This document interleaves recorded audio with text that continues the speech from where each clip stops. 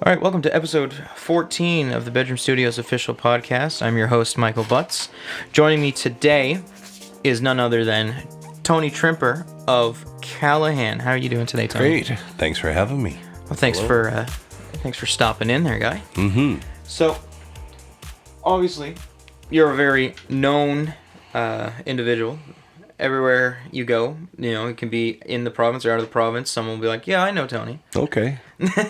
Well, I like connecting people, so I guess, and I'm not shy. I'm pretty extroverted, but I guess I have my shy moments. But no, I'm outgoing. So, basically, networking is a strong point with you.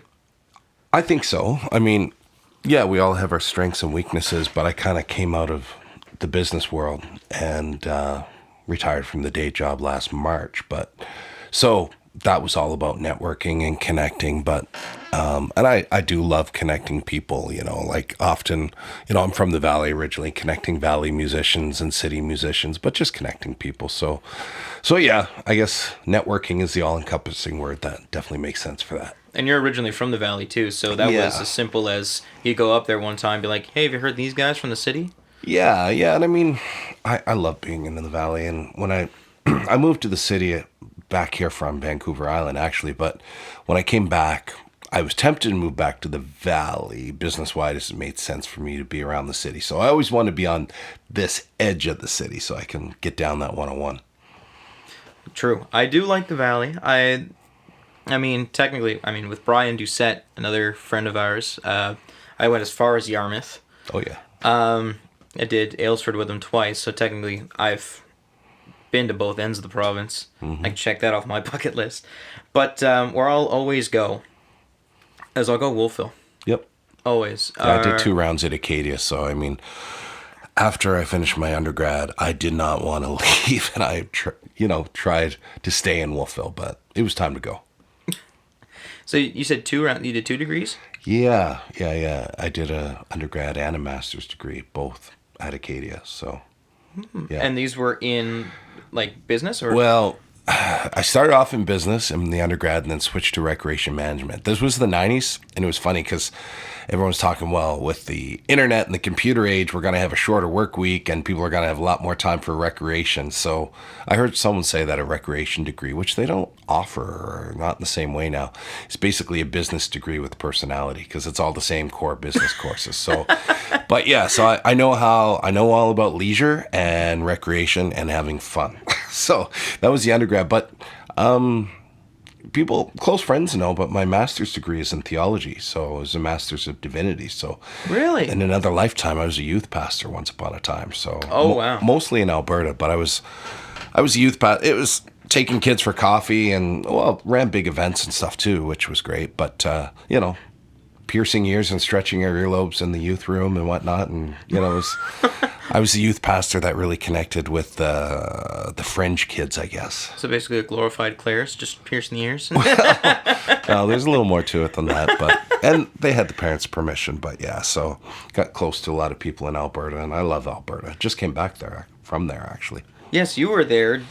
You were tagging along with Brian on some Remembrance Day things in Fort Mac, was it? Yeah, so he had a gig at a Legion up there, and he's awesome. I mean, he's a veteran, and he's all about supporting the veterans. Anyone who listens to his music hears that, and so he was playing at a Legion up there, so I was able to tag along with him, which was fun, and played a little bit. But I had a gig out there in Fort Saskatchewan, which is basically a bedroom community north of Edmonton, and yeah, so that took me out. But I mean, 2 of my favorite songwriters were there, Cody Jenks and Ward Davis. So Who are they? Who are they?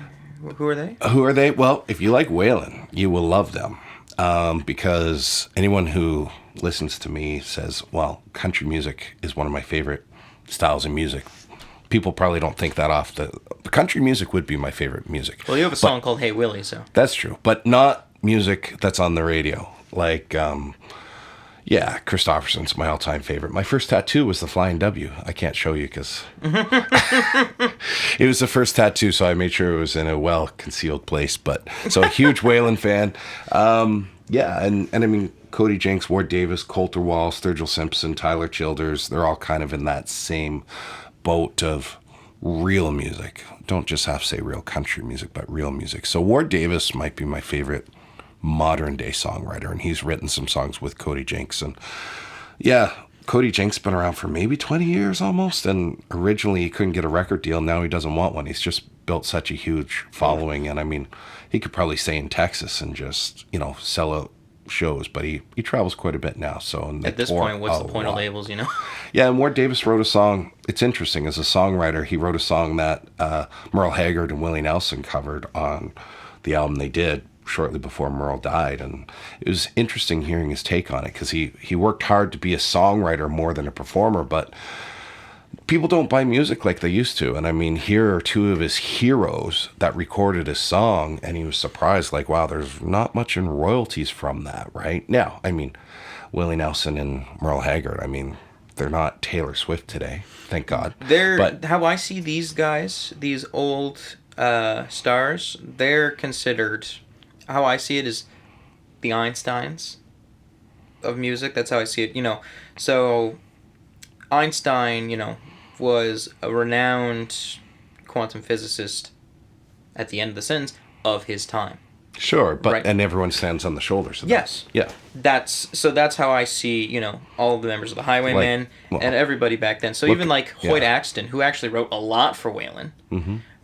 If you go look at the credits and footnotes of almost every Waylon song, Waylon rarely writes his music. Oh, no, he doesn't. I mean, he has written some, but Waylon's not known as a songwriter. Willie, people are surprised. Like, Willie's covered a lot of stuff, but Willie was first known as a songwriter and has written some amazing songs. But yeah, think about, like, back Neil Peart, the drummer of Rush, like, what he did Once Upon was groundbreaking, but today everyone does what he did. And more. And more. Yeah. But to be the first at it, I think, is different, right? It's but a lot of people stand on the shoulders of that, and that's just one example. There's so many, but basically, just be the Atlas and pioneer the way of, and have other musicians credit you in every aspect of their performance. So I mean, I want to go out and see those guys. I mean, it feels weird sometimes when I say country music is my favorite. I'm probably known mostly for Celtic-ish music, but I know that's what fits well for me. And a lot of my favorite bands are Dropkick Murphys, but then I love songwriters like Christy Moore and Shane MacGowan of the Bogues. So I mean, I'm a lyricist first and foremost. I guess I'm a storyteller, and in a lot of ways I've always struggled with calling myself a musician, because I'm not a talented musician, but I am a storyteller.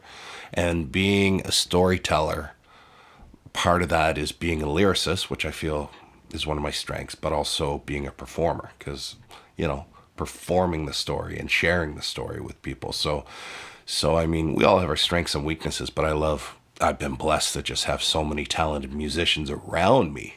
I mean, I like doing solo stuff, absolutely, me and the guitar, but don't expect much guitar work.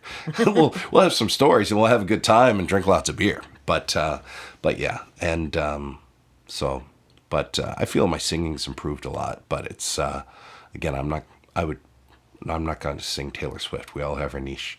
So, but yeah, if you like burly, like rowdy country, outlaw country, or outlaw Irish music, maybe, like the Wolf Tones or something, then that's my jam.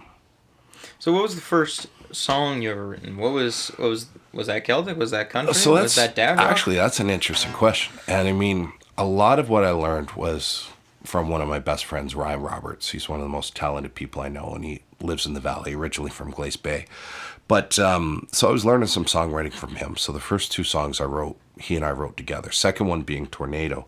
But the first one was Distractions. And it's funny because... Was it actually? What's that? Was it actually? Yeah, but I'll have to play for you the original version of it. It's not released, it's not out there, and it's much more country. Before we decided to I was finding my Irish roots, or my Irish, niche, I suppose. And, or I should say Celtic, maritime music, whatever. But, so, I mean, I always thought I would be doing singer-songwriter country music.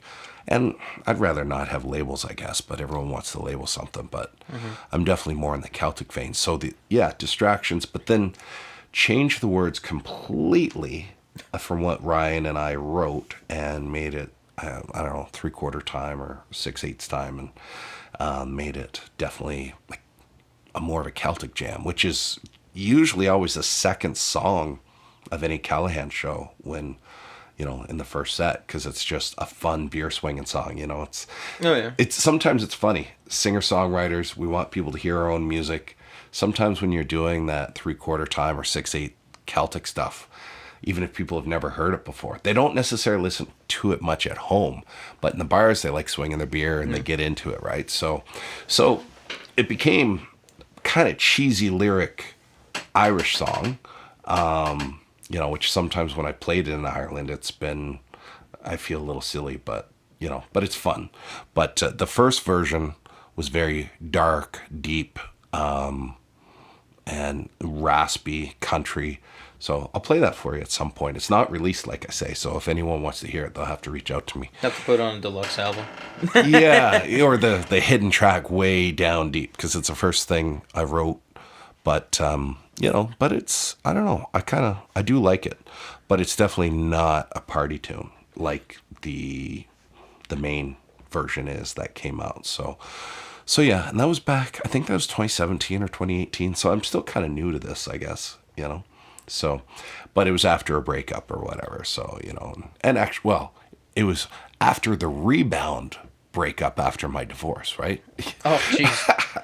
The divorce is like, okay, yeah, sayonara, life, time to live life and whatnot. But then, of course, the rebound when you're really facing maybe the demons that were already tackling you. So, yeah. So was Tornado about the rebound? Yeah, actually, both Distractions and Tornado were. And isn't it amazing just to write songs about women? Well, yeah, and Tornado was interesting because I basically had the chorus pretty much written while I was dating this girl. So the chorus was fitting, just where, people could blame me for being a tornado, not settling down, and but the verses were written after the breakup, which Ryan's a big part of those, and a lot of people find Tornado's one of their favorite Callehan songs. We don't do it live a lot because it's not a party tune, and I guess I've got a lot of songs like that, like introspective thinking songs that are great to have on the albums. And it depends on the setting, what we play and whatnot. But a lot of the story songs that I have are lively and drinking tunes, I suppose. How I see it as a performance, what I'll do is I'll go crazy on the first song in the set list, right? And then it'll stay pretty plateaued with a few little hype points. Second set is all bangers, majority covers. Third set, keep that energy going, and then bring it right the hell down. Last song, crazy again. That's how every performance I do is that exact same way. Yep. So if Nick and I are playing together, right, as our duo, I'll be like, all right, guys, we're gonna let Nick play a few songs, and he always plays those. I love Nick. Slow, folk tunes or singer-songwriter tunes. He'll always do Bob Dylan, Death Cab for Cutie, Great Big Sea. He'll always hit with those, and then we'll just bring the energy right back up, and then we'll do Seven Nation Army or Money for Nothing, Well, Great Big Sea, depending. A lot of that is high energy too. True. Boston St. John's isn't really that. That's the one he does a lot. Okay. That one's very soothing, very calm. And yeah, Blowing in the Wind's very calm. All Death Cab for Cutie stuff the stuff that he does is very calm. I don't think there's anything lively by Death Cab for Cutie.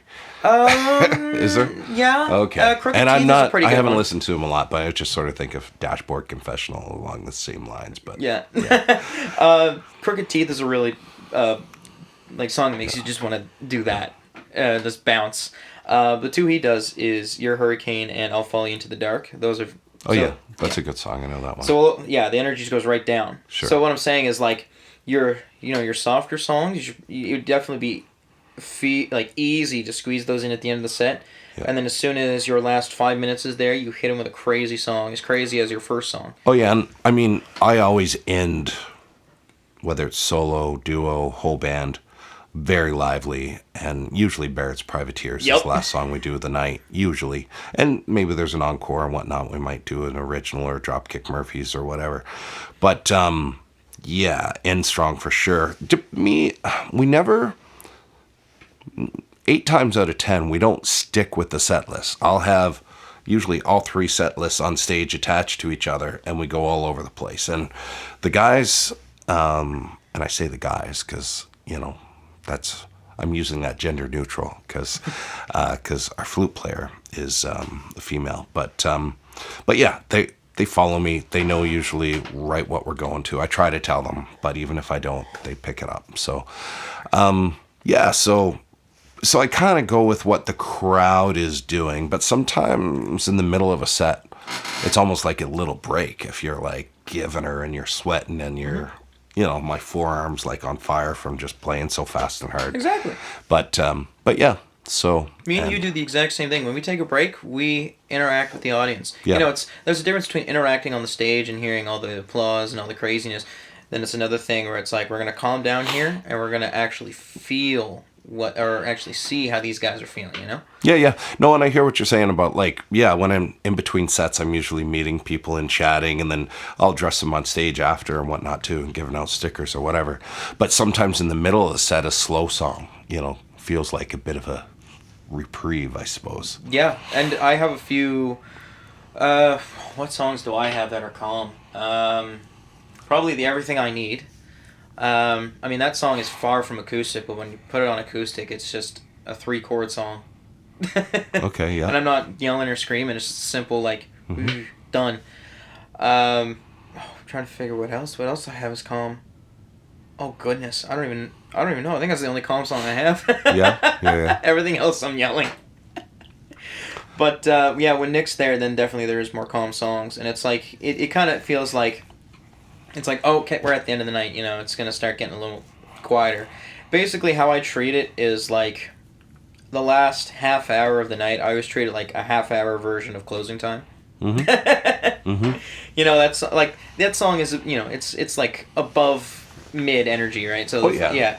But it's like when you hear that song, you feel like, oh, yeah, this is almost over. It'd be kind of fun to start the first set with that song. That would be funny. Yeah. I would. I should learn that just to do that. Yeah. But I do The Way You Make Me Feel by Michael Jackson, so I get that out of the way. So my vocal cords are already destroyed after that. And then everything else is... Yeah, we often do a public domain Irish song to start. Like often Star of the County Down, but we've been doing Wild Rover... just to kind of kick things off, I guess, right? And I like doing public domain songs. It's great to record them because you don't have to pay anyone, for the songwriting royalties and whatnot because they're public domain. I mean, there's a Flog of Molly song and we paid them and whatnot to record it. But a public domain song, another thing for me too, is if people are on Spotify and they're looking at Wild Rover, Callehan might pop up and they might check out what else we do. It'd be a fun thing to do. This would be you might get a split reaction from this. People will be like, oh, hell yeah, or people will be like, what the hell? Jimmy's stuff is public domain as of 4 years ago. So I did record, it's not out there. And the guys that are on it probably still want to keep a secret who's on it, but, Ashley McIsaac played on it. We recorded a Jimi Hendrix cover, Manic Depression, and you have to be careful with his. Most of Jimmy's stuff is co-written, so you have to take something like Manic Depression, which is just him. But you're right, and Canada so far has been probably the most lax with the public domain rules because Janis Joplin is public domain, but again, a lot of hers is co-written, so you have to check it out. What a good same one as would Jim be Morrison. to see you guys do, and I don't know if it would be with a violin or the banjo with Gene Hugh, or even maybe if he grabs a Stratocaster. It'd be good to see a Celtic version of Hey Joe. Yeah? Yeah, I don't know if that one's co-written though, but I'm not sure. But Hey Joe would be a fun one to do. And Tyler can actually get weird on the drums. Yeah. I mean, every Jimmy song, it's weird on the drums. Mm-hmm. Yep. No, and I mean, we like folking things up. Like, I guess folk might be a better Folking things up or fucking things up? Folking things up. Well, we do that too. But yeah, where an Offspring cover that we do is pretty folky, kind of Appalachia feel with a Celtic vibe, I guess. So do you and Robbie Graham, you kind of like bounce that energy a little bit? Because Folk and Country Line does that with a bunch of songs. They'll folk them up. I don't know. I mean, he's one of my close friends, but I don't know. No, we haven't really talked about that, actually, to be honest. And Gene plays in both bands. Yep. So, or Gino, as he likes to be called when it's in the music world. But yeah, so not really. I don't know if that could have influenced me subconsciously. Who knows? Or I think it was Tyler's idea with that song specifically. Self-esteem that we love to do. So.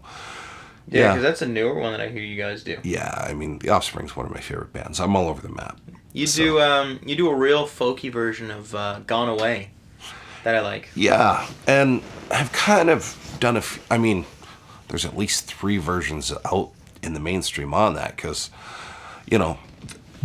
my favorite's probably still the original, kind of. The tempo's not any faster, but it's more rocking. But then Five Finger Death Punch really made it darker, and then of course. The Offspring kind of covered how their song was covered on not their new album that just came out, but the one before of that one. So yeah, and I guess what I do is somewhere influenced by all that, but really like to make things our own.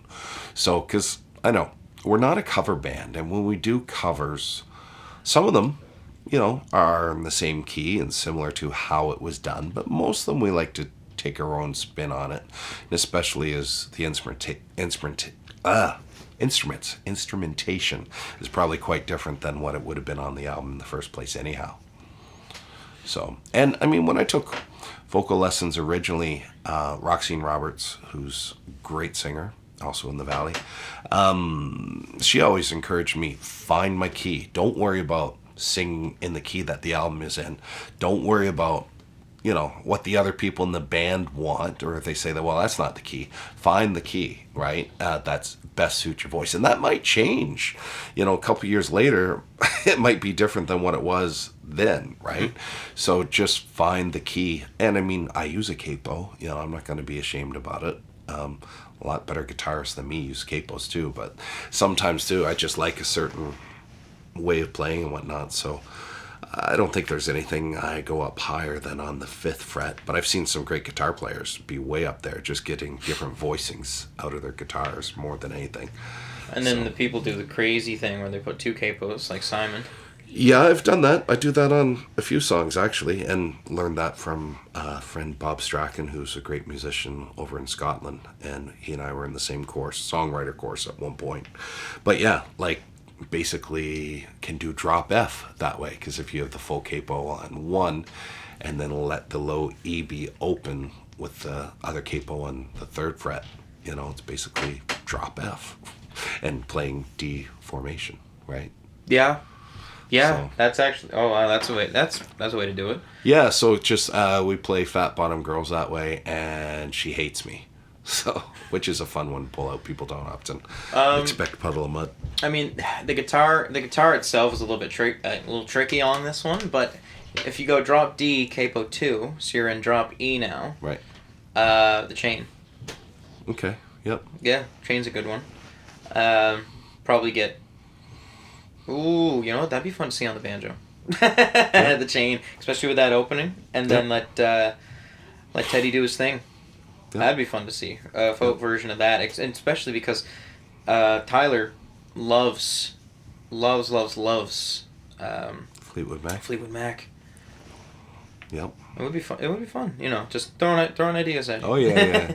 Every time I see a song done like Celtic or folk, I'll always be like, I'll even say to like Tyler Cox or something. There was a folk rendition of "Everybody Wants to Rule the World" by Tears for Fears, and I said, you and David should do this. He's like, no. And I was like, what? Why? Well, it's awesome. Like, do you not hear how good it is? Mm-hmm. Well, sometimes something like certain songs are great, but you might not just feel it's for you, I suppose, too. And it's one of those things, I always want to do popular songs, but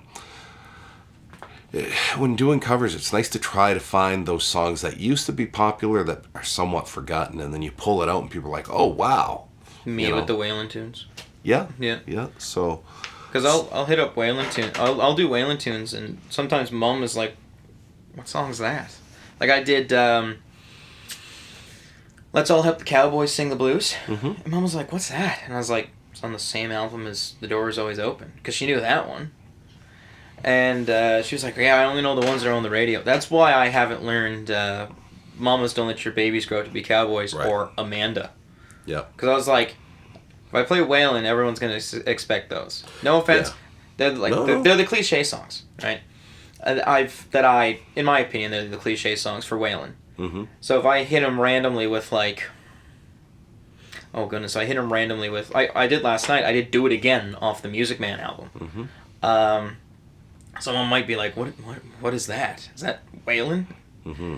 Or Willie and Laura Mae Joan, right? That's a real fun one.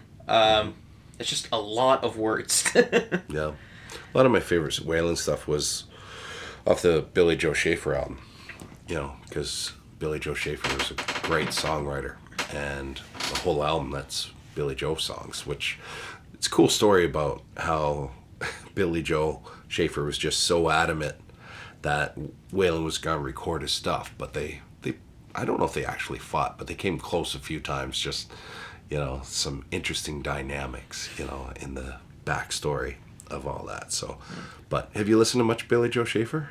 No, I haven't. Yeah, you might. I know the name, but I haven't. Check out his stuff, Georgia on the Fast Train, and his album or his band for a short while when his son was still alive, and Billy Joe died somewhere in the middle of COVID. I don't know if he died from COVID, but his band was Schaefer, and that's my favorite version of Georgia on a Fast Train, which is a great song. The Divorcees, great band from New Brunswick. Check them out if you I've heard of the Divorcees. Yeah. And they play around, and Alex Turtle, those guys are awesome. But yeah, they're awesome at covering Billy Joe Schaefer too. Speaking of another good band from New Brunswick, they're from Fredericton. I don't know if they do Schaefer songs, but Keegan and the Vandalorians.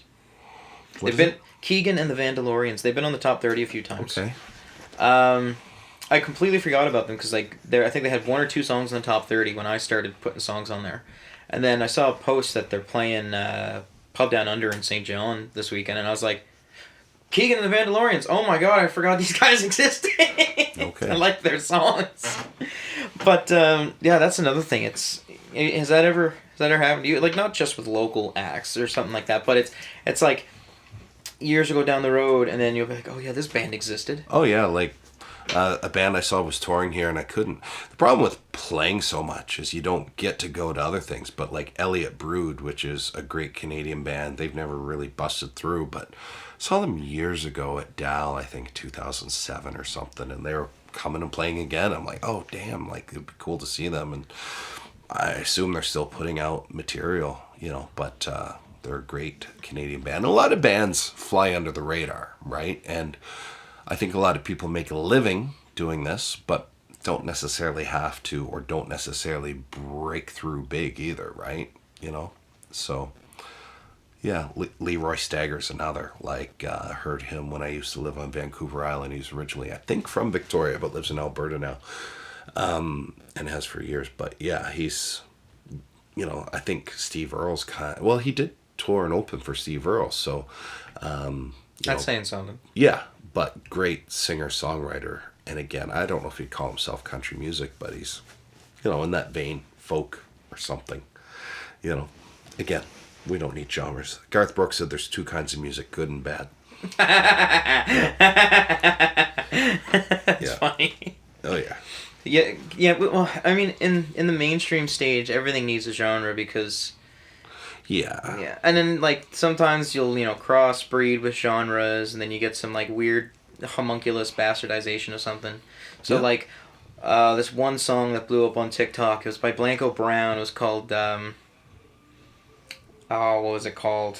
The Get Down or something like that. It was, like, everywhere. There was, like, a dance made for it. It sounded country and twangy. Oh, yeah, I know what you mean, yeah. Yeah, and, but I was like, that's not country. No.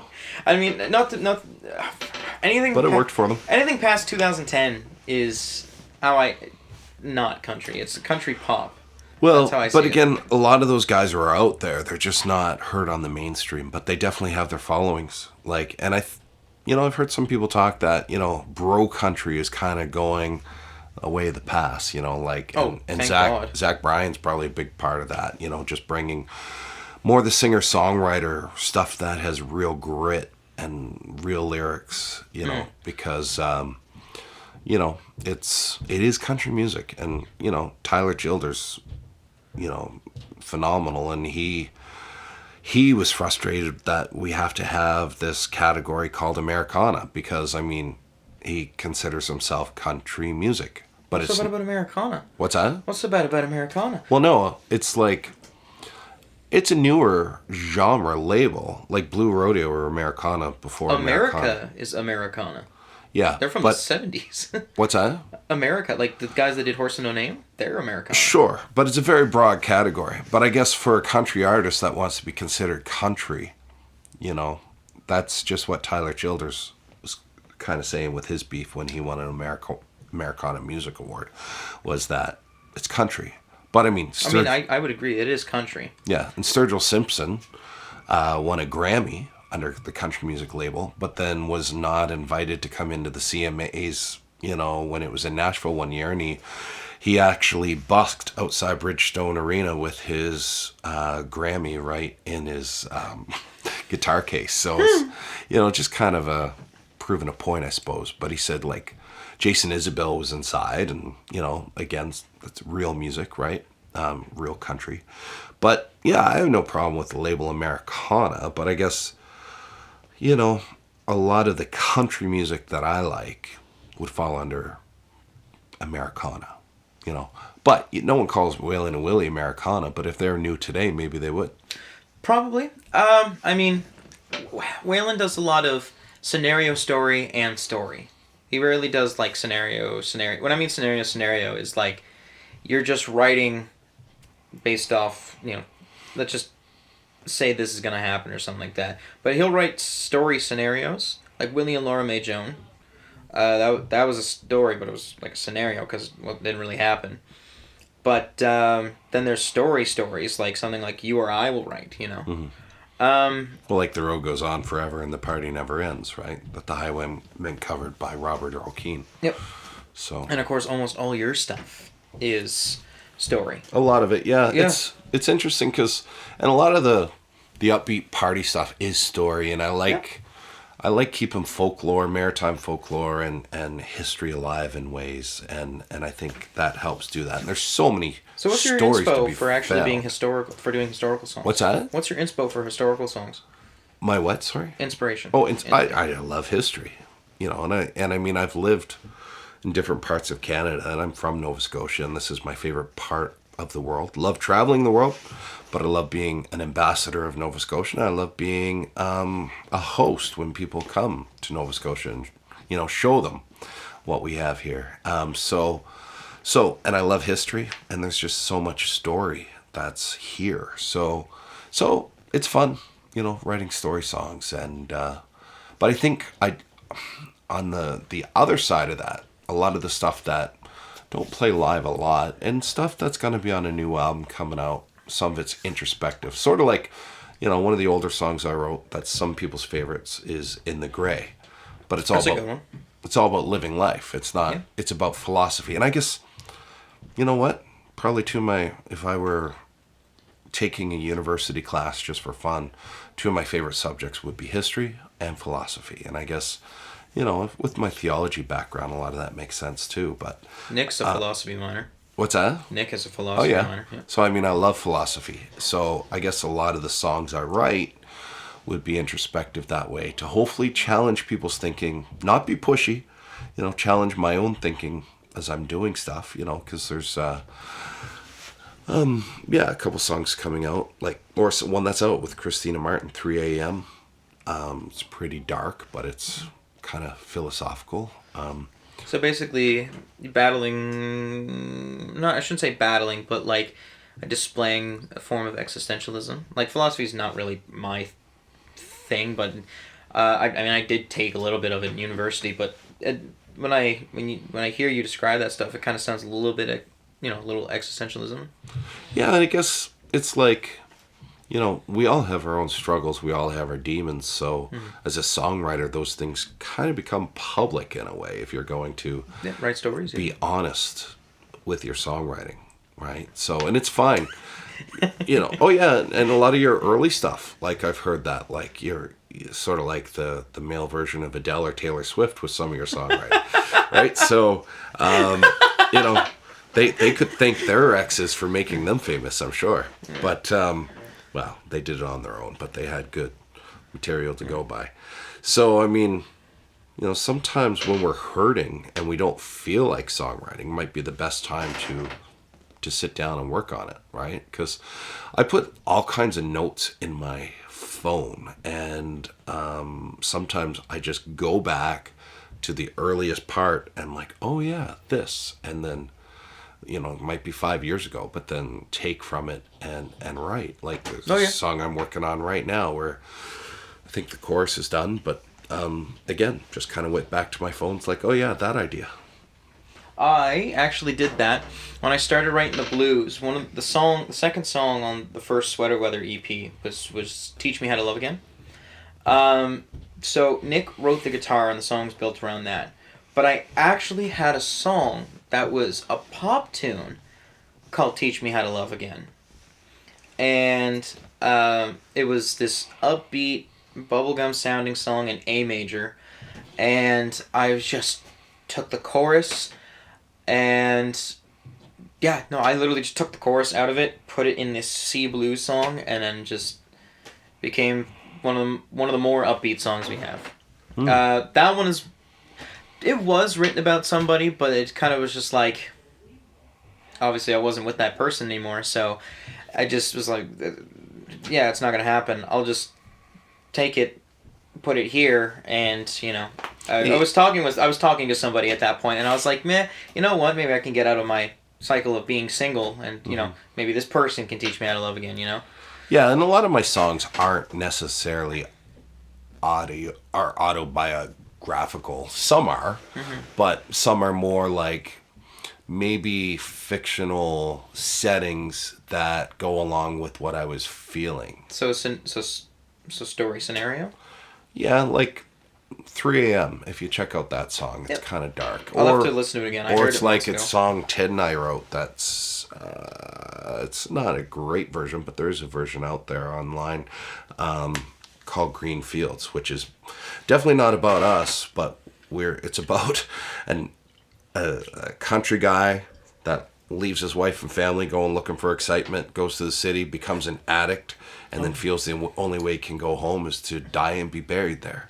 Oh. So obviously that's not biographical, but it's kind of a dark song, but I don't know. I just like real feelings, so I like stuff with edge and grit, and I honestly haven't tried doing stereo scenario before. Everything that I had, I've always done story. I rarely do scenario. I started doing scenario more with the blues. Right, so songs like Teach Me How to Love Again, Seasons Are Changing, Cuffing Season, Boyfriend Material. I'm trying to think what else here. Those ones are very scenario based. Just so happens they all revolve around love. But those are the ones that I really was like, let's make a scenario here. But what I'll always do is I'll actually describe what's happening in my life. But no one knows the order. I just write a sad song or a happy song. It's been a minute since I've written a happy story, but songs like even on the first album, my bad, even on the first song of the newest album, Don't Give In to Your Sins, that one's actually written about a Bible verse. It was written about Proverbs 5:3-9. And I just saw it randomly one time on an Instagram reel. Someone was reading it off, and I go, that's me. That's me right there. I'm going to write a song about that. And it's just an upbeat G major blues song, and then I was like, you know what? It's a Bible verse. Why not get some people from the church I volunteer/work at and make a choir, right? Why not? Let's have fun here. Let's actually kind of turn this into a little gospel tune. Mm-hmm. And I was like, yeah, we're going to put that as the first one, get that right out the gate. But it's still like a story. I was just like, it's just being observant of any room, and I just see like, it's like, hey, that's cool, that makes me happy, or oh, that makes me mad. I'll write a song about that, you know? Mm-hmm. So it's always like, it'll always be story, or it'll always be scenario. I'll never, I don't know when, but sometime I might get the story scenarios. Kind of like Green Fields, or, frig, I don't even know if I'll do reciting history. That one seems like a big step in my books. Well, and I guess it's easier if you look at it as folklore, because history depends on what perspective you're looking at. You know, I mean, I've done some research, reading some theses about like the Gorley Shanty riot, which happened in Windsor Junction. I wrote a song about it, and some people could look at the song I wrote and say, "Oh, well, that part's not accurate." But I've seen different theses kind of have counterintuitive details that. So sometimes we don't necessarily know what's accurate, because some things, yes, can be hard and fast. We know exactly what happened. Other things, some of the details have become foggy over time. So if you go with the idea of folklore, you know, like the Boxing Rock, a song that Brian Doucette and I wrote, and it's a fun Callehan song.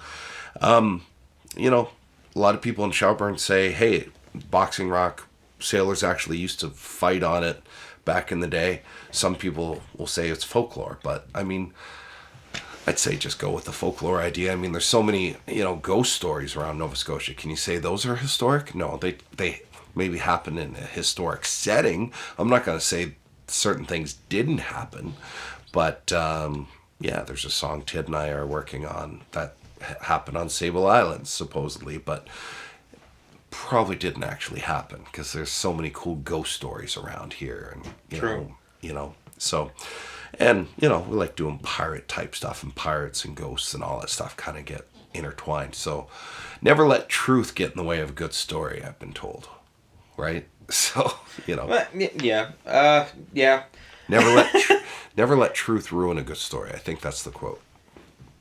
Well, if it was true, then it would be real historical fact, wouldn't it? Sure, and there's going to be stuff in there, but if you're writing about stuff that's 100, 200 years ago, then how do we know what became foggy or what is definitively historically accurate? Some things maybe, but, you know, I mean, there's a lot of things that depends on the side of the story, because a lot of history, there's, you know, well, anywhere there's people, they're there. Like, people are the most evil things on this planet, because the only reason people are there is because they ran off or killed the people group that were there before them. Everywhere. Mm-hmm. So, I mean, there's, you know, a lot of history has to do with duels and battles and war and whatnot. So, depends on, you know, which side you're listening to, you know. Cause, so, history has a bias.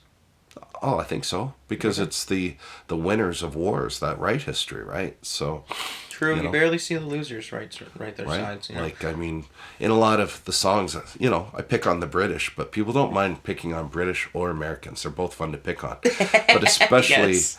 You know, Canadians picking on Americans from a Canadian perspective, or, you know, an Irish culture picking on the British because they should be picked on with all and Americans also picking on the British. Yeah. Well, sure. The Boston Tea Party. Yeah. That's a song I'm surprised you haven't written about. Yeah. I mean, it's cool, but, and you know, it's great, but if I were an American, I feel I'd be more inspired to do that, especially if I was from New England. But, yeah, it's still maybe enough. Not necessarily my story to tell in a way, but that hasn't stopped me before. But there's so many stories here in Nova Scotia, right? Oh, yeah. Yeah.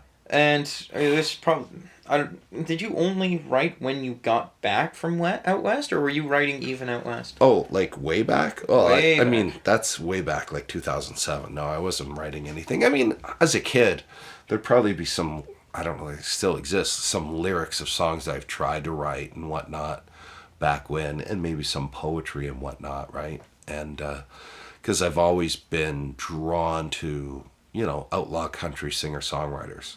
Like Chris Christopherson paints a picture in your mind.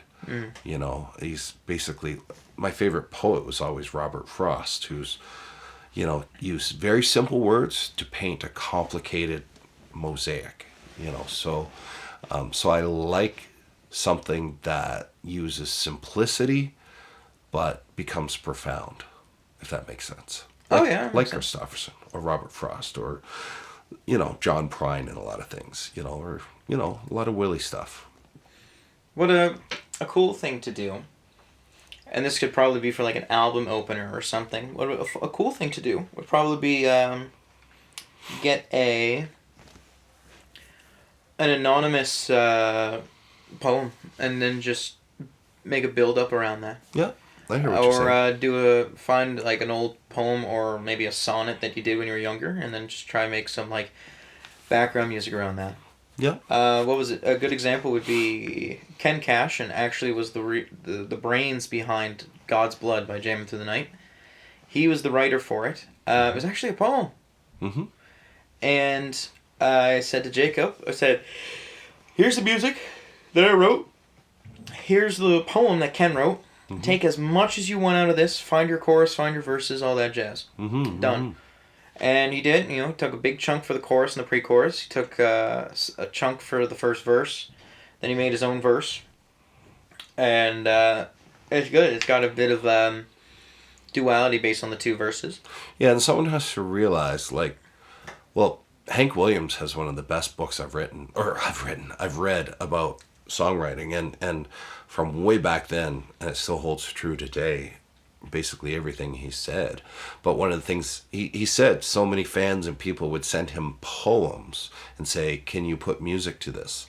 But it's not always that easy. And if someone writes a poem, they have to realize that the songwriter or the musician that then takes that and morphs it has to be able to morph it and change it and make it their own.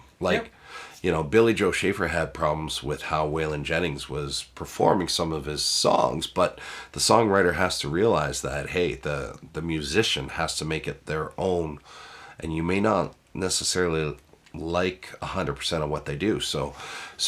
But you like your cut of the royalties. Yeah. I mean, it's a co-write for sure, but if someone sends a poem to go to music, there's a good chance it's going to be altered, and they have to be okay with that. Right, because it's probably not going to be the same poem that comes out as song lyrics as the music finds it and feels it, right, as you go along with it. Because I usually come up with a concept of what, a lyrical concept of what I want to write, and then the music helps. You find the music that works with that, or sometimes I have little riffs or things that I record in my phone, and I'm like, oh, these words would go well with that, or makes me think of a concept. But sometimes I'll think of a concept and then just try some different chord formations and of what kind of goes along, and then create the words along with that, the lyrics. If it was for a poem, what I probably would do, and I did this with God's Blood as well, is in the poem itself, find the catchiest line, and that's your chorus, and then right off the bat do whatever else. Mm-hmm. So that's what I did. I was searching through, and I said to Jake, I was like, this is the chorus right here. He's like, is it? And I was like, it's the coolest line. Like Jim Cuddy from Blue Rodeo always talked about, start with your strongest line. And a lot of times, a lot of the songs I write, not all of them, starts with a chorus. And then everything points back to the chorus, right? And and the hook is likely in the chorus. Yeah, it would be in the chorus because that's what grabs people. So, yeah. Yeah. Well, it was such a big switch because when I first wrote pop or anything else, the switch into blues. There's not really any chorus. Well, unless you say unless you do the first 4 bars of some randomness, and then the remaining 8 is your chorus basically. So Pride and Joy When he's playing the 1, he just sings. Well, and as soon as he gets to the 4, there's his chorus. I might be unpopular for saying this, but I'm not a huge blues fan. Oh! And I have a lot of great friends, like John Hines is one of the best players I know, and he's a great musician. But I don't think those guys probably put the Pogues on at home or Christy Moore like I do, because, there's so many different things under the sun for different people. Because, I love Thai food, I love sushi, but that's not for everyone either, right? We all have our different tastes that we like. And I think why most blues music, now I like country blues, like Ray Wiley Hubbard, one of my favorites.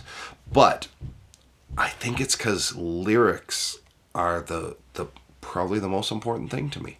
And I say that. I mean, I'm sure there's some Offspring songs and Chili Pepper songs. Definitely Chili Peppers. It's not about the lyrics. And I love that stuff. But first and foremost, for most things, lyrics are important. And a lot of blues, it's repetitive. It makes you feel good. Or helps you feel better when, stuff that's so down, like how some country music, feeling the blues. But a lot of the lyrics aren't necessarily, it's not one of the key ingredients to a lot of blues music. Now, I might have just ticked off a shit ton of people there, but people don't listen to most of the music that I listen to at home necessarily. I will say a saving grace, though. Garrett Mason. I don't know if you've listened to Garrett Mason. Oh, of course. Yeah, and I love going to watch him live. I have yet to, and I got to. Like, that's the thing. It's always Tuesday at 8:30. I'm like, God damn it. Yeah, no, and it's great. And I think some of his songs would be more intricate than others. Yeah. A lot of them are traditional sounding blues where it's repetitive and whatnot. And John Hines is a great songwriter and has some great lyrics and whatnot too. So I don't want to just say blues music doesn't have good lyrics, but a lot of it, and like even Hendrix, which is inspired by the blues, it's repetitive, phenomenal musicianship, right? But again, I lean towards Christofferson, where he never considered himself a singer or a musician. Very simple guitar. He's the reason why I probably felt comfortable starting to sing in the first place, because people wouldn't consider him a quote unquote good singer, but they're just like Tom Waits, just like Neil Young, people that have weird voices. There's character in there. John Prine, that you're drawn to, even if they're not, well, Waylon was a great singer. George Jones was a great singer,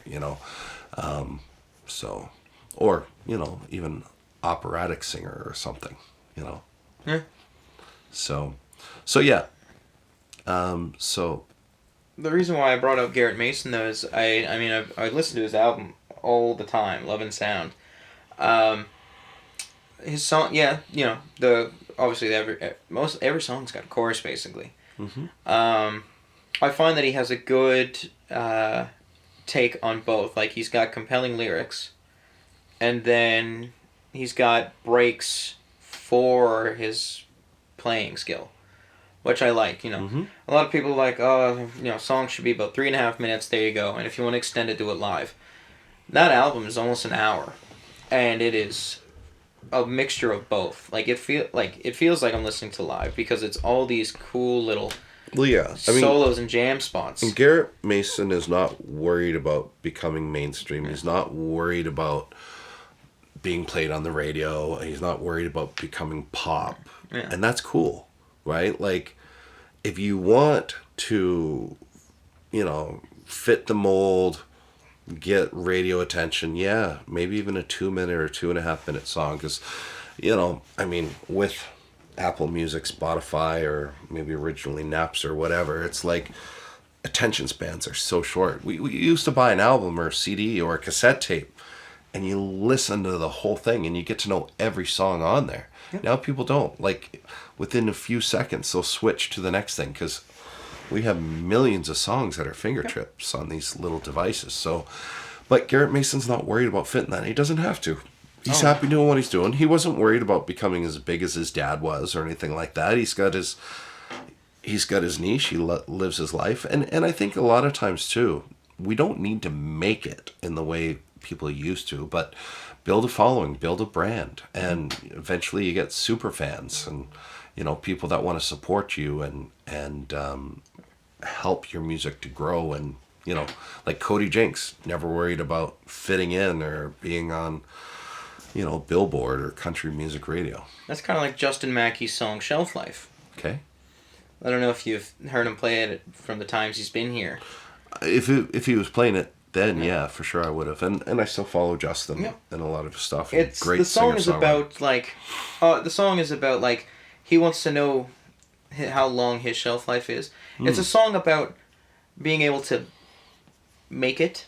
Mm-hmm. He says it with air quotes, but it's like what could have been different, like, or what, like, he could have done this instead. And he's like, but like if I knew my shelf life for being a musician, what is how far can this go? How long can I last? Well, perspective is obviously different times. I mean, when Leanne Rimes started as a teenager, Tanya Tucker started as a teenager, and she just put out an album not that long ago, and I don't know if she's 70. She's got to be 60s. I don't know. I don't want to guess that. But, and I mean, I love punk music, like obviously a lot of Celtic punk, and people often in the past would say they couldn't envision punk bands being in their 50s, but Dropkick Murphys are, Bad Religion. I mean, Green Day's pushing it. They're getting there. Yeah, and even Green Day's newer than some of that, punk. I love Green Day, but back, like Bad Religion, Rancid, Pennywise, all the stuff before pop punk. And I'm not a hater on pop punk. I'm definitely a hater on some pop punk. But it's almost like country music too, where, well, I guess country's always been commercial, trying to sell detergent on the radio or whatever. But where was I going? Yeah, but guys that are in their 50s now putting out stuff like Blink-182, which is pop punk, tried to evolve and put more serious stuff out there, even years ago when they were getting older, just trying to be okay with being older. What's the song? What's the serious song? Do It for the Kids? What's that? Is it Do It for the Kids or Stay for the Kids? Not sure. It was I think the song was about parents wanting to divorce, but they said we're going to stay together, like, because of the kids. I think that was Blink. Okay. Maybe Sum 41. I don't know. I could have sworn it was Blink-182. I think is the song I'm thinking of that became one of their more mature times, right? Like, more mature sounding. But I mean, it's Dropkick Murphys, my favorite band. They're still going strong, and like they sell out festivals and stadiums in Europe especially. But I think, well, Al's on a break, but he's 52 or 53, and I think Ken's right around 50. So yeah, it depends on your perspective and depends on where you're at. I mean, we'd all go line up to see Willie Nelson tomorrow if he's in Halifax, but obviously he's not the same Willie Nelson that he was when he was 25 or 30, No. But so, who do you think did better punk, UK or North America? Oh, that's a good question. And I guess without biases, I know you like Dropkick Murphys a lot. Yeah, but if you're looking at it that way, I'm thinking you have to go back before all of that to the beginning punk, like Sex Pistols or Ramones and the Clash, and oh yeah, I'm talking about all, yeah. They're different, like, and I guess going against the system and whatnot, but I guess in the early days of punk music, I would probably lean towards the stuff from the UK, but in what I would consider the golden years of punk music, which would probably be the 80s, 90s, probably more the American stuff, in my opinion. But I don't know. So I can see that too. They really, with their Vox amps or their Orange amps, they really took it by storm and were like, the Queen sucks. Screw the government. I'm gonna smack a royal guard if I see one, like, type stuff, and people were liking it. Mm-hmm. Obviously, the people that they were being sung about, because the British are very serious, they didn't like it, but it was, they built their fans around people being like, yeah, screw these higher-ups. Mm-hmm. Which makes me think, how punk started in the UK, I would consider that more, well, obviously, I would call that traditional punk, or in the case, anarchist slash uprising. That's what I would call that. I wouldn't call that punk. I'd call that anarchist slash uprising. Being, like, against the system, as you stated. Right, which is kind of what punk came out of. Yeah. In a way. And a lot of it's very simple music. Like most, or especially early punk music, there's no lead guitar. There's no, nothing complicated. It's just in your face. Yep. It's energy. It helps people just get feelings out that they have bottled up and trapped inside them. And part of it, is maybe being a little messed up. Like maybe you don't have it all together, but who really has it all together? Who really has it figured out? So it's, Johnny Rotten probably is not seen as a role model for, that parents would want their kids to look after, so. Speaking of punk bands, there's one that's up and coming right now. They're from Ontario, but they now live in St. John. The best way to describe them would be prog punk. So, prog music or prog metal music with all, like, the technical stuff and swapping of feels and times and tempos and signatures and all that. I've seen them live. That's pretty much what they are. The name of the band's Billy Blinn. It was started by two brothers. The songs, right now, production could be a little better, but the songs are very, like, there. Probably one of their biggest, more known songs right now is actually a story. It's telling of a story. It's not, like, their own personal story. It's, saying this now, it's kind of making me giggle at the fact that they wrote this. It was about the Killdozer scenario in the States. Oh. This guy was upset. I think it was in Delaware, maybe. It was in one of the East Coast states. He was upset with the government, bought a bulldozer, put a bunch of armor plating on it, and started roaming through the city. Okay. Yeah, he was just upset with the government. They wrote a song about that, okay. And it was, like, high energy, bunch of tempo changes, bunch of time signature changes, and I was like, I'm surprised your drummer can keep up with this. Okay. Yeah. But that's definitely, as we stated, like, minutes, like, a handful of time ago, the crossbreeding and, making bastardizations or homunculuses of genres. Mm-hmm. I would say, though, they can put prog and punk together pretty well. Okay. And I guess, some people could think that I'm being hypocritical with some punk music not being stellar lyrics like I kind of picked on blues about. Mm. But I guess a lot of the punk that I listen to, and, Offspring, they're punk. A lot of people just think of them as rock.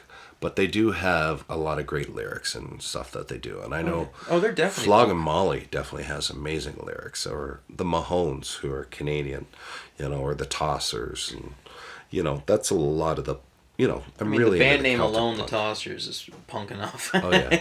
And, there's a lot of Irish culture. Like, a lot of those bands are American-based, But, Flog and Molly's from L.A., but Dave King, their lead singer's from Dublin. But, Boston, Dropkick Murphys. I think the Tossers are Chicago. There's a lot of Irish culture in those two cities, and definitely Boston. A lot of places. That's where all the Irish are, basically. Mm-hmm.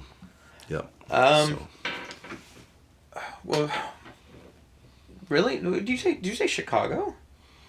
Chicago, yeah. There's a lot of Irish in Chicago. Really? Chicago's the third largest city in the U.S., right? But yeah, there's definitely a lot of Irish culture in Chicago. Huh. Yep.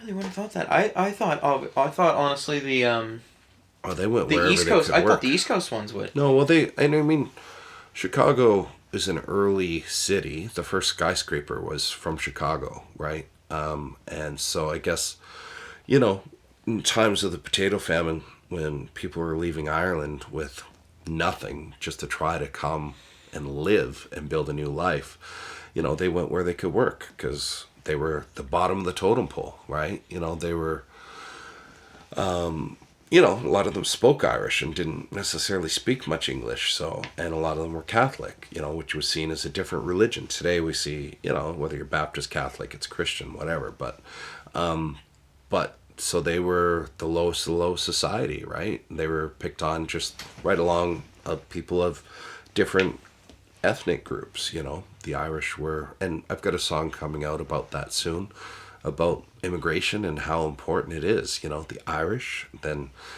in Halifax, the Lebanese are so important to what we have today as Halifax, and just how immigration's important, that it's done properly. Right now, a lot of people come here and they find, wow, this is harder than we thought it would be, you know, because you need to have things set up to, you know, give people a hand up more than a hand out to be able to get on their feet, to live, you know, whatever the Canadian or American dream is seen to be, you know. But immigration is very important, and we're all from somewhere else, you know. I mean, even if someone is indigenous, well, they came from somewhere at some point, right? So, yeah, so, but the Irish they went where they could work, you know, and often working with their hands and being told what to do by their English foreman. What's the name of this song you speak of? Yeah, I can't even remember if Immigrant Dreams, I'm pretty sure is what we're going with. But okay. It's... is this going to be Callehan, or is this... Yeah, oh yeah, everything's now Callehan is the brand. Because I know I did put some stuff out that were just under my name. But even if it's me, it's Callehan. Just like Bono or Prince, those are not the names their mother gave them. You know, but yeah, but then, you know, some often play as a duo, often play as a band and whatnot too. So, but yeah. So is the objective, though, might I just jump in here real quick? So is the objective for like album recordings, is it full band, or is there ever going to be ones that you will solely be maybe just you know? A lot of recordings don't necessarily have the band members on it, because Callehan is my baby, right? And, you know, it's, I don't know, maybe Trent Reznor with 9 Inch Nails is a close comparison. Obviously not music-wise, but I love 9 Inch Nails. But just where Trent Reznor is 9 Inch Nails, he'll have his band that travels with him. Maybe some of them play in the studio with him. But I take a lot of lead from Ryan Roberts, and he plays a lot of the stuff on the albums. A lot of the stuff includes Colby and Ted, or, you know, band members. You know, there's a lot of Callehan alumni, people who have been band members, but a lot of it is me, you know, could be other people. Dale Murray's produced some of my stuff, played on it. So it depends. Yeah. So Ryan and I are looking at doing a live off the floor type album at some point that hopefully will draw in some of the band members to be part of that. Nice. So if that kind of answers your question. So it's kind of like, so Ryan to Callehan is kind of like Trent Reznor with Marilyn Manson, in a sense. Trent Reznor is Marilyn Manson. I'm saying that. No, he is. He's the lead singer, right? No. Trent Reznor did a lot for Marilyn Manson. Oh, sorry. I thought you said 9 Inch Nails. No, Marilyn Manson. Okay, yeah, sorry. Like, if you look at behind the scenes, the first 3 Marilyn albums... Manson's really... His best album, it's because of Trent Reznor. Yeah, so. Well, the first 3 that he did, it was Portrait of American Family. They were going to do Antichrist Superstar, but they were like, no, wait for another year. It was literally supposed to be a second album. Mm-hmm. And they said, no, put it out next year, do this little thing. And they just put this like conglomerate together, a bunch of covers, random nonsensical remixes. Obviously, the most known one that really put him on the map, even though he had a whole album out of good songs, was his dark rendition of the Eurythmics song Sweet Dreams. Yep. He has... What else does he have on there? He's got I'll Put a Spell on You. This one, very controversial. I think the band who did it was called the Cranberries or something. Oh. The song's called like Rock and Roll N-Word. It's a song from the 70s. Well, Cranberries were not in the 70s. No, it's not No, I'm mistaken for a different band. But like, it was a cover. And it was a big song in the 70s. It was a rock band in the 70s. And everyone was like, what is this song? Holy shit. But yeah, it was like 3 covers and a bunch of things. But that one song really put him on the map. And then all of a sudden, Trent Reznor was like, okay, it's been 1 year. I think this album is ready. And not only was it Trent Reznor, actually, it was, like you said, you have a conglomerate of people as well. Not just Ryan Roberts really aiding with the sewing of everything together. No, he's a producer. Korn was on the album, too. Mm-hmm. So, yeah, it's basically like, how I see it, history does repeat itself, as people want to agree or disagree or not. But definitely I can see correlation with Callehan being Marilyn Manson, Ryan Roberts being Trent Reznor. And, you grab a bunch of other different musicians and or bands to conglomerate your album, and, you put out this big, beautiful piece of artwork called your works, That I really see that, because, like, the amount of effort that goes in, right? And there's probably sometimes behind the scenes you might be pulling hairs or something like that, but like Metallica was always hair lengths away from breaking up, Oh, well, yeah. I mean, they've gone through various band members for sure. And it was always bassists, though. It was always bassists. Yeah. Yep. But yeah, they've always been, during like the 90s, I think this was around Black Album, they were always nanoseconds away from breaking up. Mm-hmm. Well, I mean, when you get strong personalities together, I mean, look at the Beatles, right? And as you evolve, develop, grow, like, those strong personalities don't go away. The egos might even become greater. It's like the Highwaymen coming together. It's like there's 4 big personalities together, so yeah, it's hard because people are going to have different visions, different thoughts, and kind of, hold fast to those, right? So the ones that made sense, honestly, in my opinion, was Waylon and Willie. Because they had a bromance. They did a bunch of joint albums together. Yeah, I mean... But him and Merle, which was really made me raise an eyebrow. Waylon and Merle. Because Merle, even in Waylon's autobiography... They didn't get together, get along very well. No, Merle did him dirty one time. Yeah, I mean, Merle was not always the nicest person to everyone. But, but great singer. Mm-hmm. But yeah. No, I know because I think they had an album together. But you know what? Sometimes people are brought together for a time, and maybe it's not going to be forever, and that's fine. And they come together for whatever reason, and it works, or it doesn't, and then away you go from there. So. I mean, it's also like, George Jones being friends with anybody in the country music scene. Good old No-Show Jones.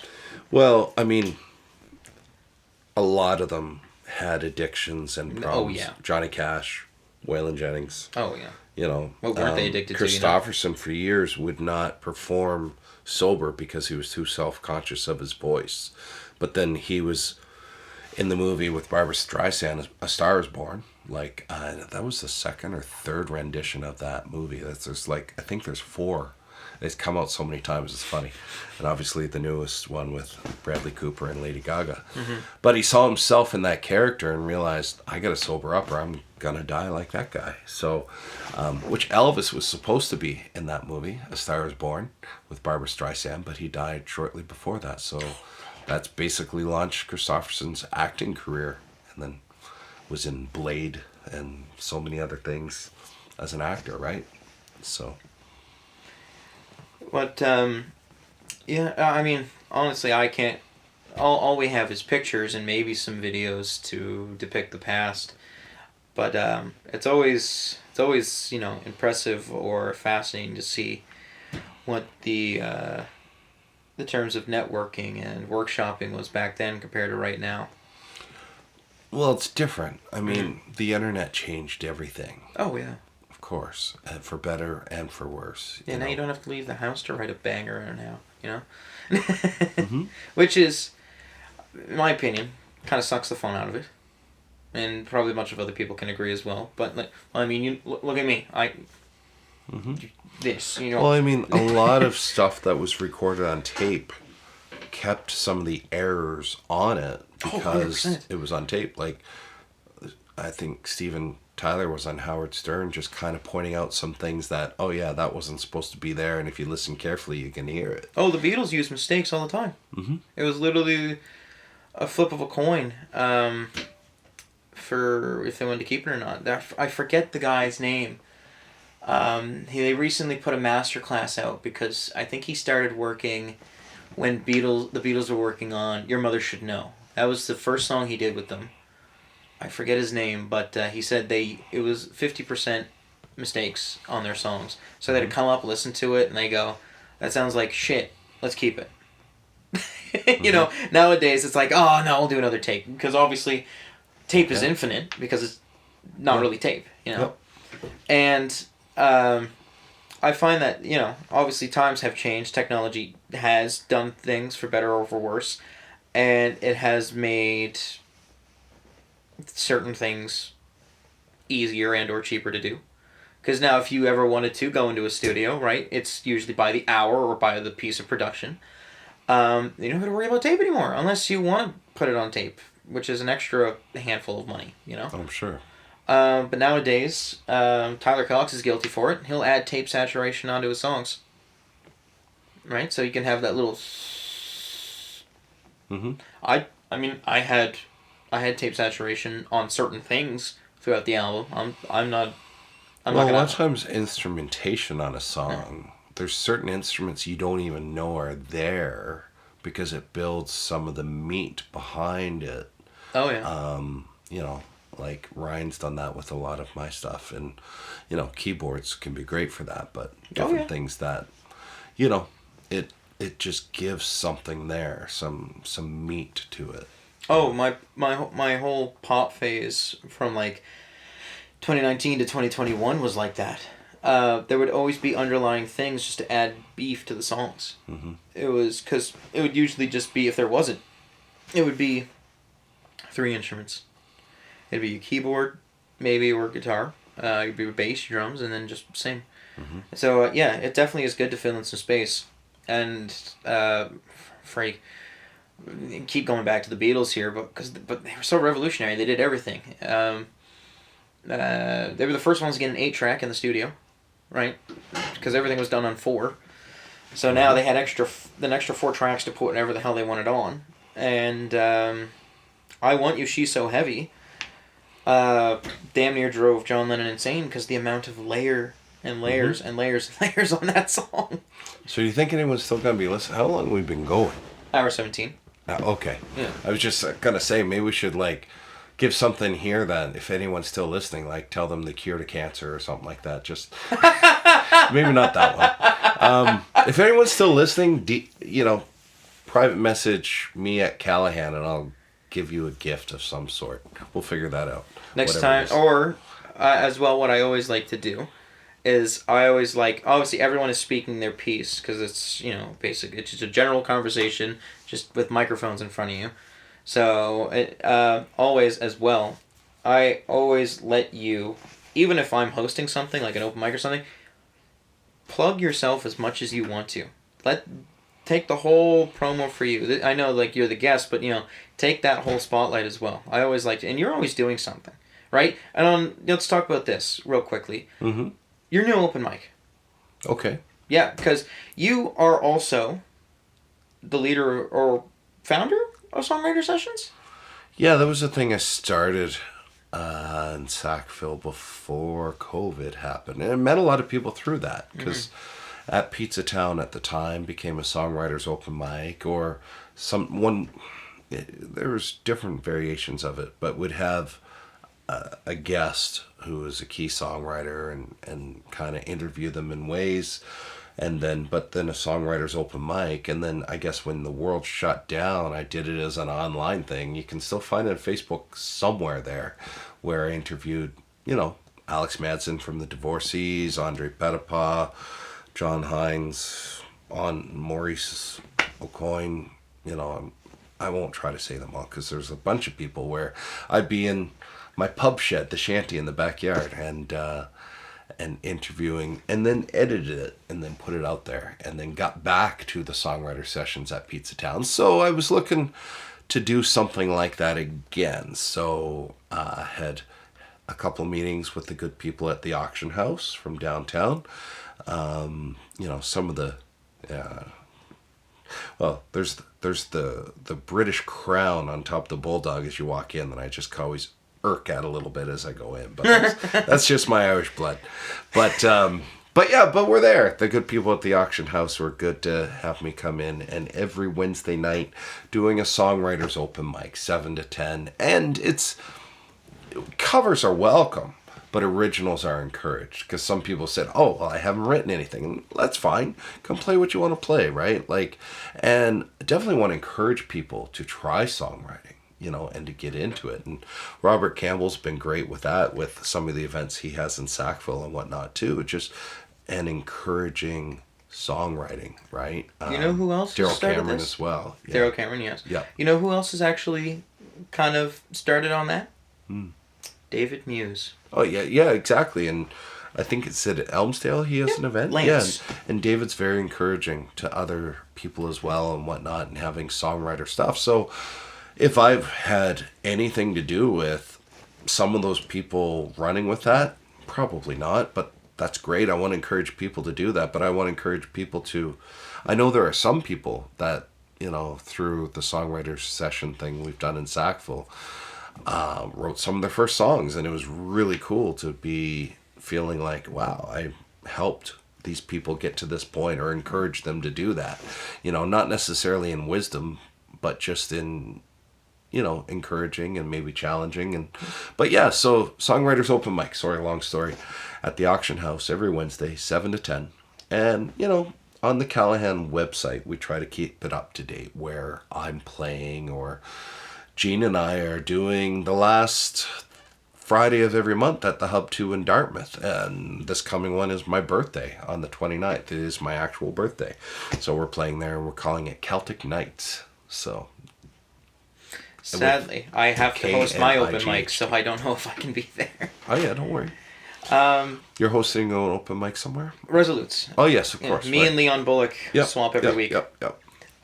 It's, I don't know if you've ever been there, but it's a great spot as well. No, I've heard that. No, I haven't been there yet, because I was blessed, with the residency at the Cannon on Fridays. Mm-hmm. But I'm probably going to have a little more availability, but of course on weekends try to keep busy, and I've been traveling some, and I actually just booked today. I'm going back to Germany in the new year and playing some pubs there, and there's Irish pubs everywhere, and really working.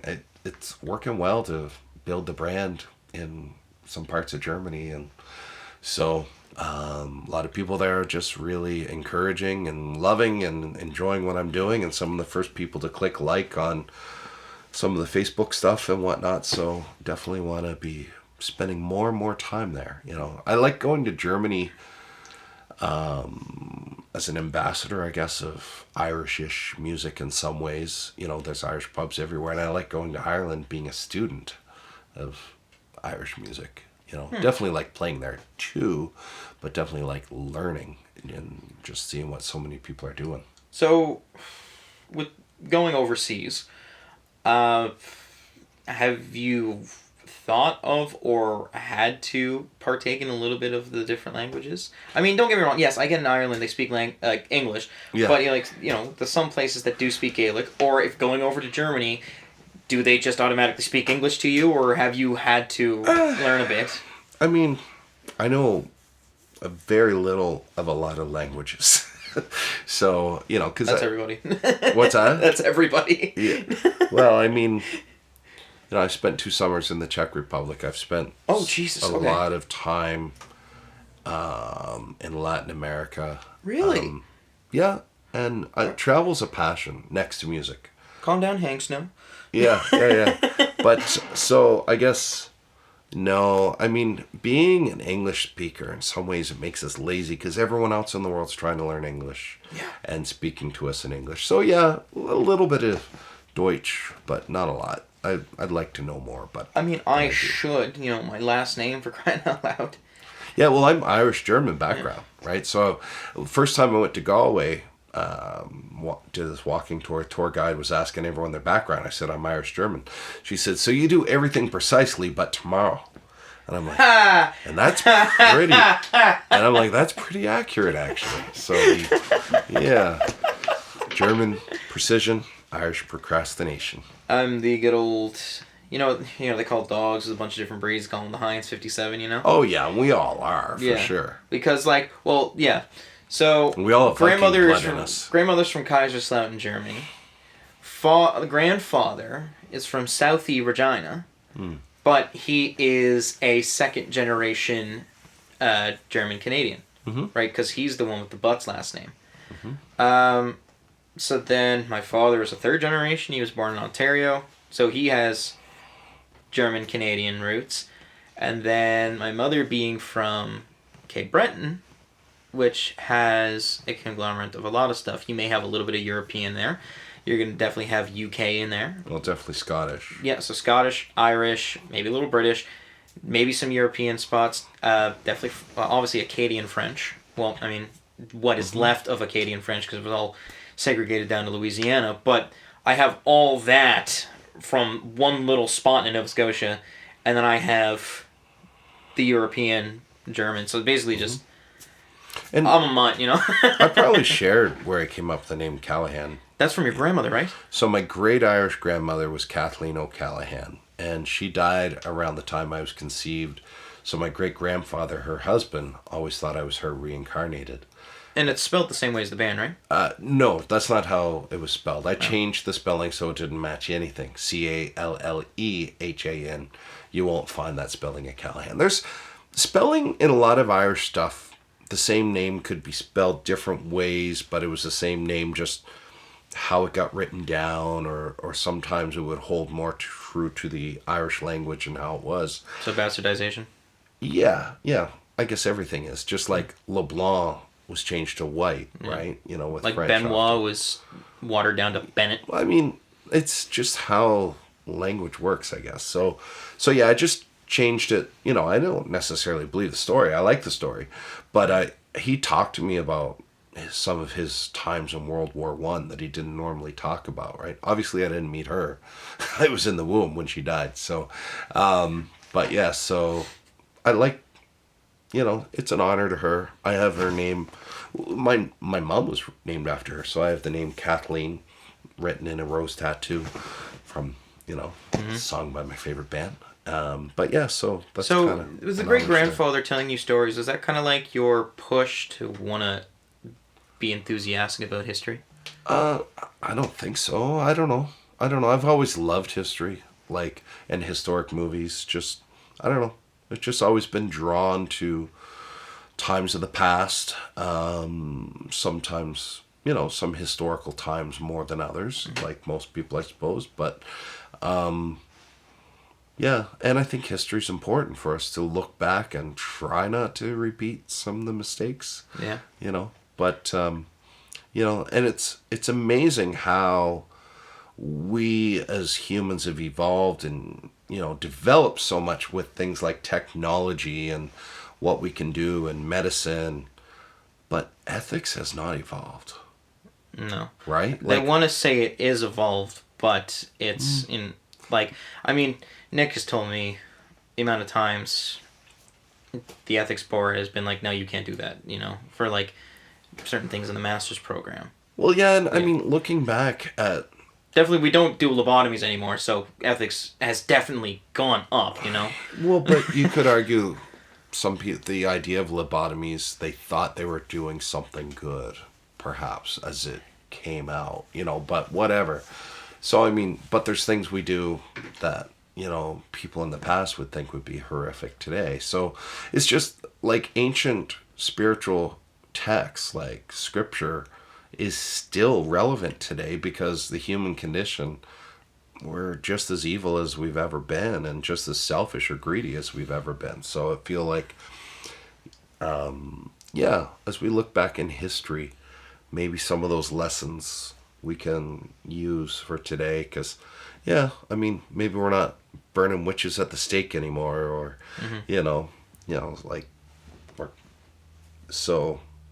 but we're doing other things, whatever. So hopefully we can learn from the lessons of the past and try to grow and be better people.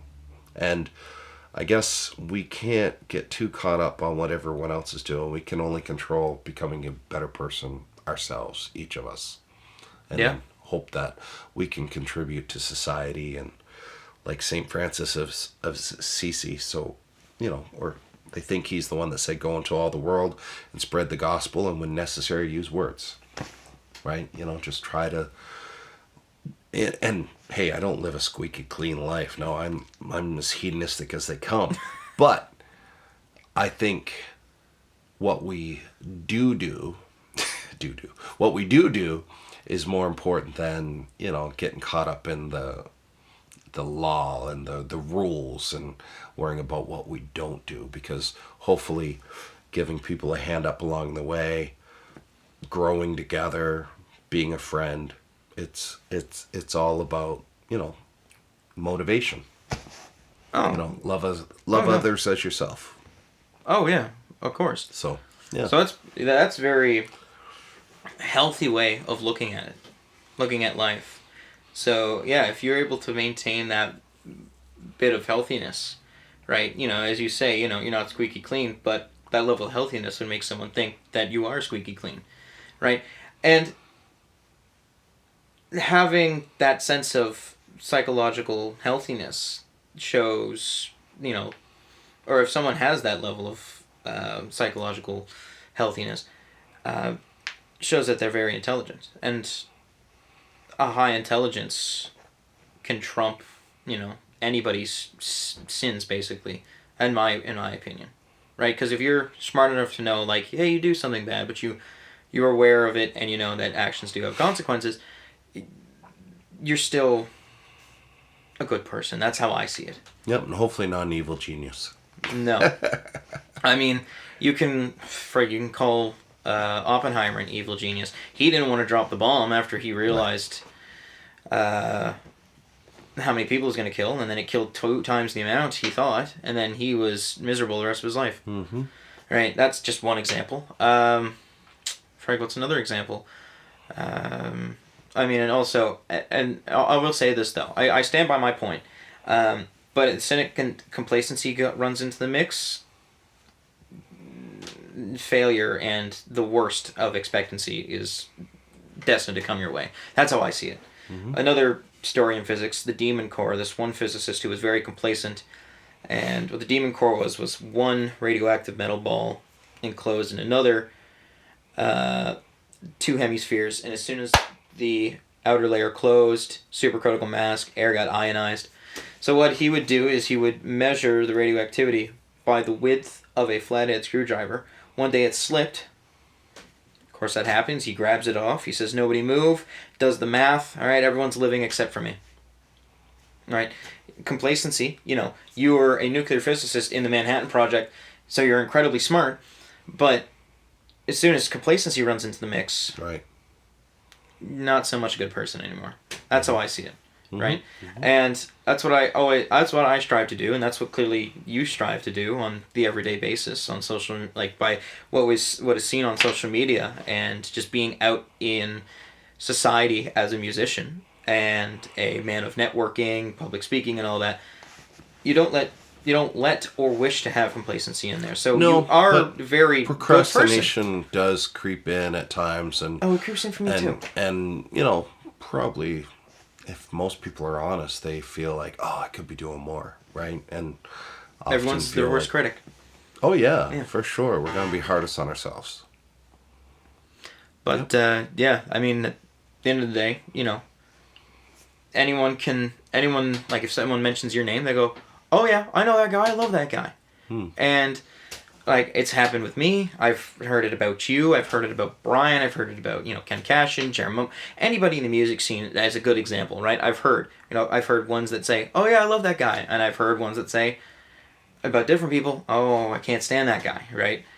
Yeah, but often those people end up, you see later, they're doing a project together. Yeah. It's funny about the music world because don't read too far into when someone's like, I can't stand them, because then later on they seem to be best friends, or they're doing a project or whatever. Maybe they're Waylon and Merle, who knows? But but I mean, we're all human, and we all make mistakes, and I'd be the first one to let someone down if they put me on a pedestal, right? Because I'm just as human as anyone.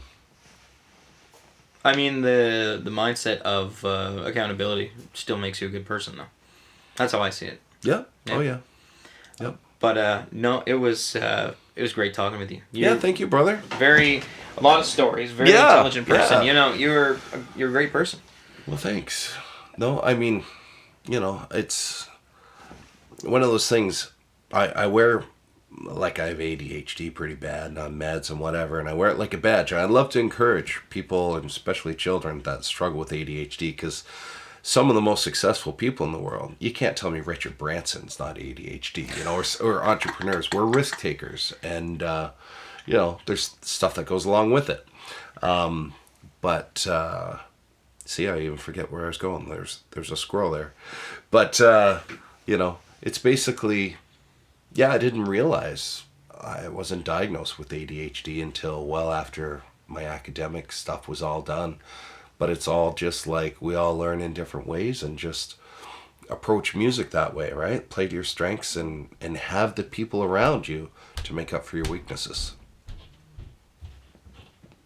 Yeah. Holy shit. Yeah. There's my ending ramble there, I suppose. Oh wow. Went from music to There we go. philosophy real quick. Yeah.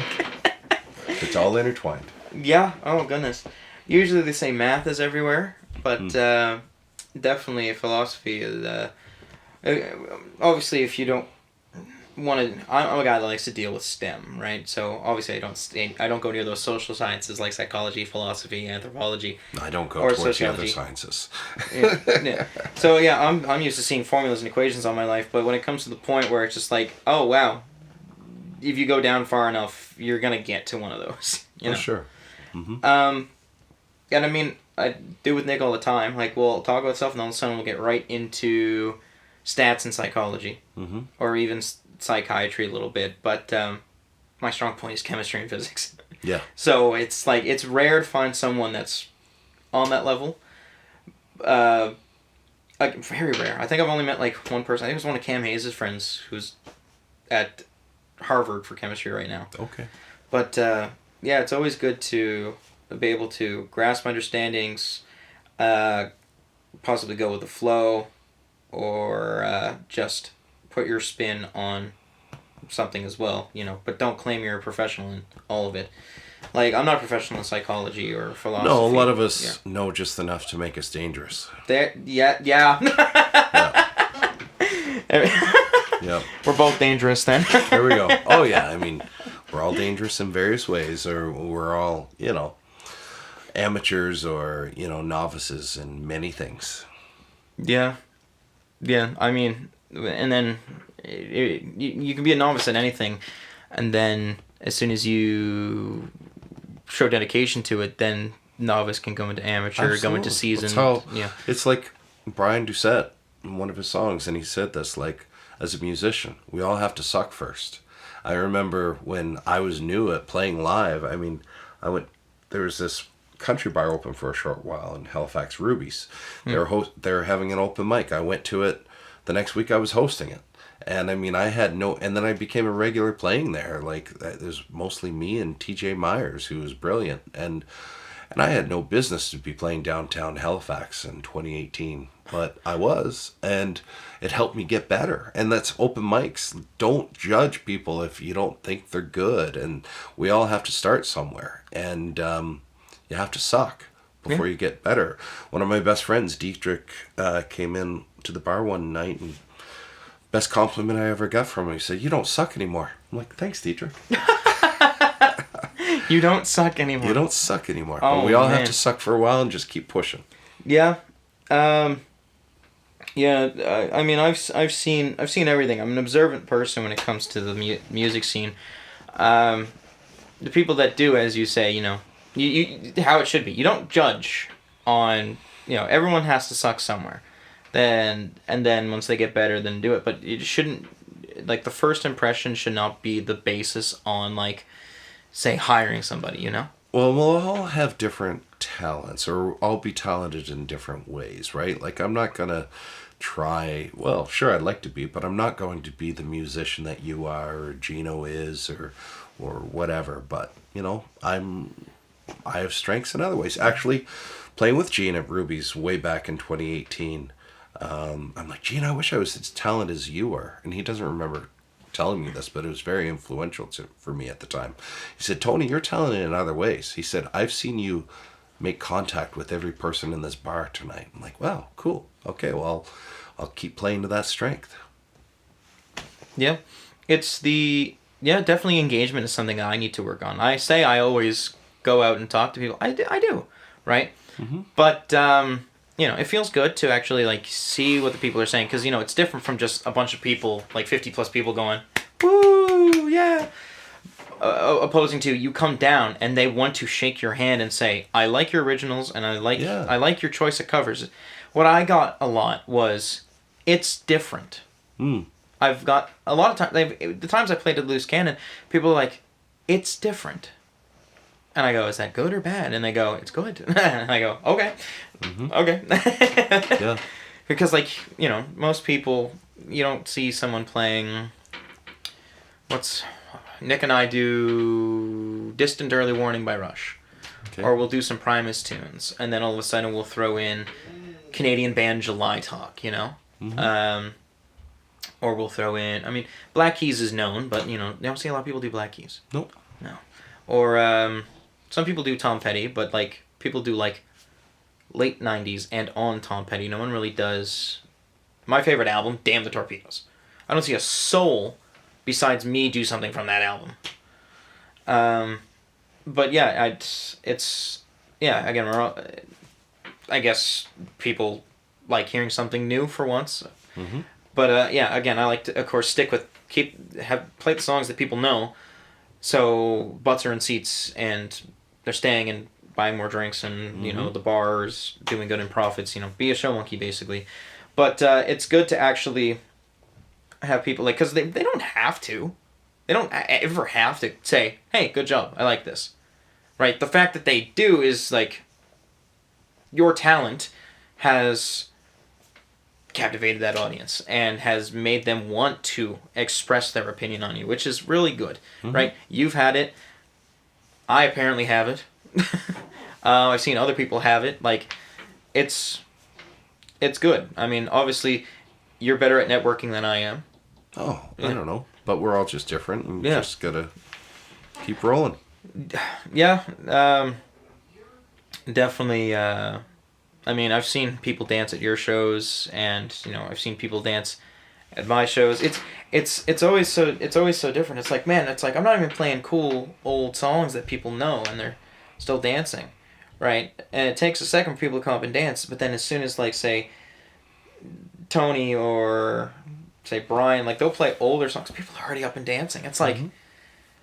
It's like, oh, they're not dancing. Okay, so I'm definitely not doing something right. And then I wait an hour later and forget, and they're dancing, and I'm like, oh, okay. So I am doing something right. So I should stop beating myself up. And that's another thing too, confidence. That was I took public speaking in university, mm-hmm. And I didn't start doing live music until after university. Mm-hmm. So definitely being able to go in, talk my nonsense. Yeah. And just being able to do it in front of that was big 20 for me, people. Giving business presentations to groups or, giving sermons back in the day. I think in public speaking, it feels like it's becoming more and more of a lost art. There used to be a thing, Toastmasters, where people could go and learn, but I don't know if it still exists. But I think, as people are in the digital world, kids especially need to focus on those skills and how to communicate. And then that does lead to performing very easily. Yeah, mm-hmm. Definitely.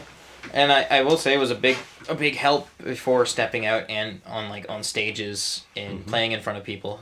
Because I'm still guilty for it. I'll sing with my eyes closed. Mm-hmm.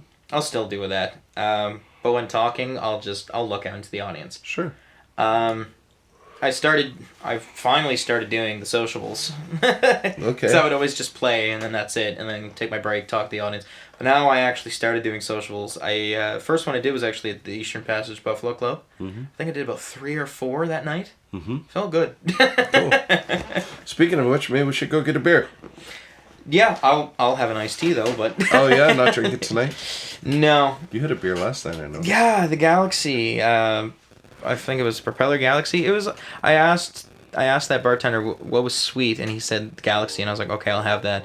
Every time I took a sip of it, I was like, eh. But that's just me with any beer. The only, I don't know. You need to get into it just properly poured Guinness. It's the best thing on I've the had a Guinness. Tyler Daniels gave me some of his Guinness. I damn near spat it out. That was actually St. Patrick's Day when we were at the Roxbury for your show. Yeah. Damn near spat it out. We'll get you a good Guinness sometime. Oh man. Well, yeah. Let's go make some noise and upset the neighbors down in Sackville. Sounds good. Thank you, brother. Thank you. Thank you for sharing your words of wisdom and your stories. All right. Hopefully someone listens and it's interesting. Oh, they will. This is episode 14 of the Bedroom Studios official podcast. Again, I am your host, Michael Butts. Joining me is Tony Trimper. Signing off. See you guys next week.